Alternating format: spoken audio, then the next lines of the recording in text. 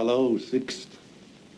I have been asked to speak to you because I have become celebrated through my eminence in the profession of Aeschylus, Sophocles, Euripides, and Shakespeare. Aeschylus wrote in school Greek, and Shakespeare is English literature, which is a school subject. In French schools, I am English literature. Consequently, all the sixth forms in France shudder when they hear my name. However, don't be alarmed, I'm not going to talk to you about English literature.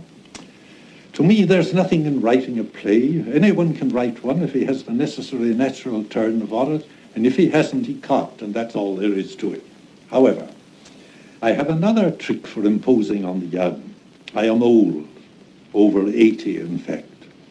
Also, I have a white beard, and these two facts are somehow associated in people's minds with wisdom. That's a mistake. If a person is a born fool, the folly will get worse, not better, by a long life's practice. My having lived 4 times as long as any of you gives me only one advantage over you. I have carried small boys in my arms and girls and seen them grow into sixth form scholars, then into young men and women in the flower of youth and beauty, then into brides and bridegrooms who think one another much better and lovelier than they really are, then into middle-aged paterfamiliases and anxious mothers with elderly spreads, and finally I've attended their cremations. Well, now, you mayn't think much of this, but just consider. Some of your schoolfellows may surprise you by getting hanged. Others, of whom you have the lowest opinion, will turn out to be geniuses and become one of the great men of your time. Therefore, always be nice to young people. Some little beast who is no good at games and whose head you may possibly have clouted for indulging a sarcastic wit and a sharp tongue at your expense may grow into a tremendous swell, like Rudyard Kipling. You never can tell.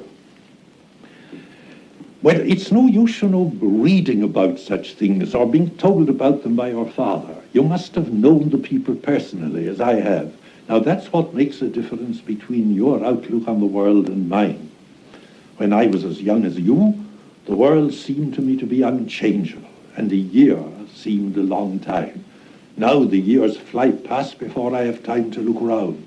I am an old man before I have got out of the habit of thinking of myself as a boy. You have 50 years before you, and therefore must think carefully about your future and about your conduct. I have no future, and need not care what I say or do. Now, you all think, don't you, that you're nearly grown up. I thought so when I was your age. And now, after 81 years of that expectation, I've not grown up yet. The same thing will happen to you. You will escape from school only to discover that the world is a bigger school and that you're back again in the first form. Before you can work your way up into the sixth again, you will be as old as I am. The hardest part of schooling is the earliest part, when you are a very small kid and have to be turned into a walking ready reckoner. You have to know up to 12 times 12, and how many shillings there are in any number of pence, up to 144, without looking at a book. And you must understand a printed page just as you understand people talking to you. That's a stupendous feat of sheer learning, much the most difficult I have ever achieved. Yet, I haven't the faintest recollection of being put through it, though I remember the governess who did it. I can't remember any time at which a printed page was unintelligible to me, nor at which I did not know without counting that 56 pence make 4 and 8 pence. This seems so magical to me now that I sometimes regret that my governess did not teach me the whole table of logarithms and the binomial theorem, and all the other mathematical shortcuts and ready reckonings as well. Perhaps she would have if she'd known them herself. It's strange that if you learn anything when you are young, you remember it forever. Now that I'm old, I forget everything in a few seconds, and everybody 5 minutes after they've been introduced to me. That's a great happiness, as I don't want to be bothered with new things and new people. But I still can't get on without remembering what my governess taught me. So cram in all you can while you're young. But I'm rambling. Let us get back to your escape from your school or your university into the great school of the world. And remember that you will not be chased and brought back. You will just be chucked out neck and crop and the door slammed behind you. You'll find the new school a very disorderly one. What makes school life irksome until you get used to it, and easy when you do get used to it, is that it's a routine. You have to get up at a fixed hour, wash and dress, take your meals and do your work all at fixed hours. Now the worst of a routine is that though it is supposed to suit everybody, it really suits nobody. Sixth form scholars are like other people, they are all different. Each of you is what is called an individual case, needing individual attention. But you can't have it at school. Nobody has time enough nor money enough to provide each of you with a separate teacher and a special routine, carefully fitted to your individual personality, like your clothes and your boots. I can remember a time when English people going to live in Germany were astonished to find the German boots were not divided into rights and lefts. A boot was a boot, and it did not matter which foot you put it on, your foot had to make the best of it. You may think that funny, but let me ask how many of you have your socks knitted as rights and lefts? I've had mine knitted that way for the last 50 years. To get properly stuck into a money-making profession, you have to pass examinations. And this you must set about very clear-headedly or you will fail. You must not let yourself get interested in the subjects or be overwhelmed by their magnitude and by the utter impossibility of any human being mastering them all. The scholar who knows everything is like the little child who is perfectly obedient and perfectly truthful. It doesn't exist, never will. Therefore, you must go to a crammer. Now, what is a crammer? A crammer is a person whose business in life is to study all the old examination papers and find out what are the questions that are actually asked and what are the answers expected by the examiners. You must be very careful not to suppose that these answers are always the true answers. Your examiners will be elderly gentlemen, and their knowledge is sure to be more or less out of date. Therefore, begin by telling yourself this story. Imagine yourself a young student early in the 15th century, and being examined as to your knowledge of the movements of the sun and moon, planets and stars, and so on. Imagine also that your father happens to know Copernicus, and that you have learned from his conversation that the planets go round not in circles, but in ellipses. Imagine, too, that you have met the painter Leonardo da Vinci and been allowed to peep at his funny notebook, and by holding it up to a mirror, to read the words, "The earth is a moon of the sun."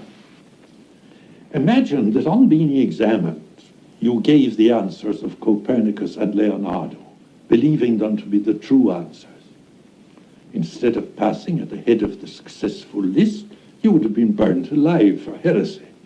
Therefore, you would have taken good care to say that the stars and the sun move in perfect circles, because the circle is a perfect figure and therefore answers to the perfection of the Creator. You would say that the motion of the sun round the earth is proved by the fact that Joshua saw it move in Gibeon and stopped it. All your answers would be wrong, but you would pass and be patted on the head as a young marvel of Aristotelian science. Now, passing examinations today is just what it was in the days of Copernicus. If you at 20 years of age go up to be examined by an elderly gentleman of 50, you must find out what people were taught 30 years ago and stuff him with that, and not with what you are taught today.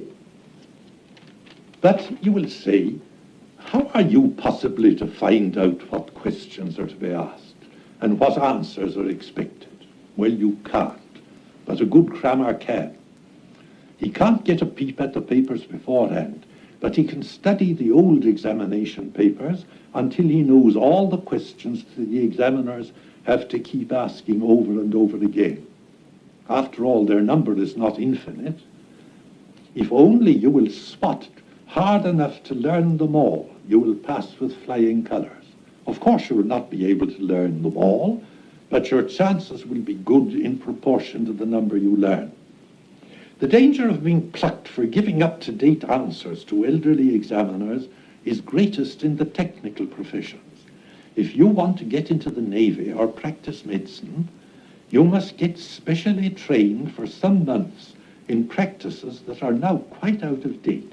If you don't, you'll be turned down by admirals dreaming of the Nelson touch, or surgical baronets brought up on the infallibility of Jenner and Lister and Pasteur.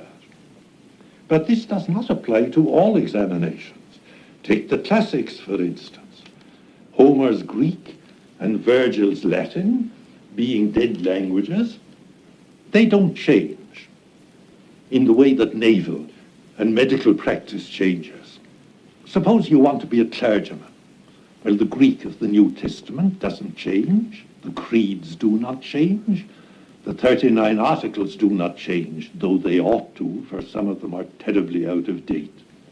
You can cram yourself with these subjects for yourself and save your money for lessons in elocution.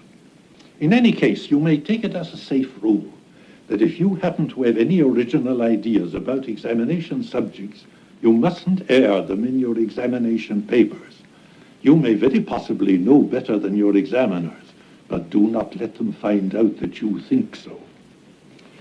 Once you are safely through your examinations, you will begin life in earnest. You will then discover that your education has been very defective. You will find yourself uninstructed as to the best ways of eating and drinking and dressing and sleeping and breathing. Your notions of keeping yourself fit will consist mostly of physical exercises which will shorten your life by 20 years or so. You may accept me as an educated man because I have earned my living for 60 years by work which only an educated man and even a highly educated man could do. Yet, the subjects that educated me were never taught in my schools. Consequently, school was to me a sentence of penal servitude. You see, I was born with what people call an artistic temperament. I could read all the masterpieces of the English poets, the playwrights, historians, and scientific pioneers. But I could not read school books because they're written by people who don't know how to write. To me, a person who knew nothing of all the great musicians, from Palestrina to Edward Elgar, nor of the great painters from Giotto to Burne-Jones, was a savage and an ignoramus, even if he were hung all over with gold medals for school classics. As to mathematics, to be imprisoned in an ugly room and set to do sums in algebra without ever having had the meaning of mathematics explained to me or its relation to science was enough to make me hate mathematics all the rest of my life, as so many literary men do. So don't expect too much from your school achievements. You may win the Ireland Scholarship and then find that none of the great business houses will employ a university don on any terms.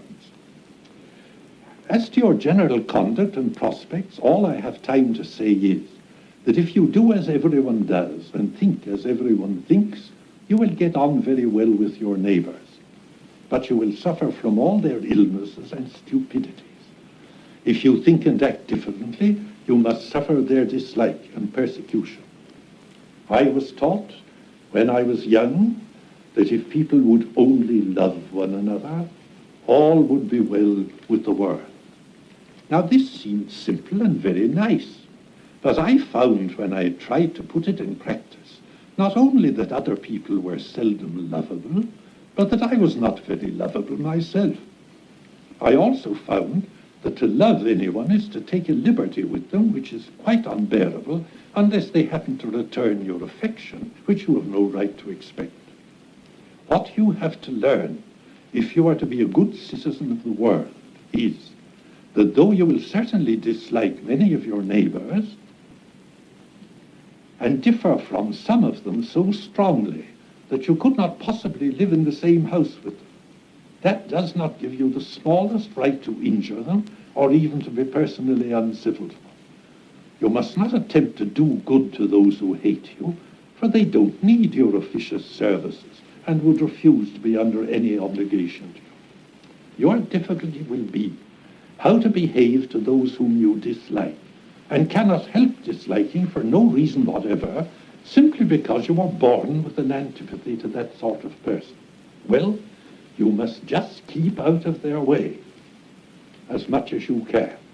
And when you cannot, deal as honestly and civilly with them as with your best friend. Just think what the world would be like if everyone who disliked you were to punch your head. The oddest thing about it is that you will find yourself making friends with people whose opinions are the very opposite to your own, whilst you cannot bear the sight of others who share all your beliefs. You may love your dog and find your nearest relatives detestable. So don't waste your time arguing whether you ought to love all your neighbors. You can't help yourself, and neither can they. You may find yourself completely dissatisfied with all your fellow creatures as they exist at present, and with all their laws and institutions. Then there's nothing to be done but set to work to find out exactly what is wrong with them and how to set it right. That's perhaps the best fun of all. But perhaps I think so only because I'm a little in that line myself.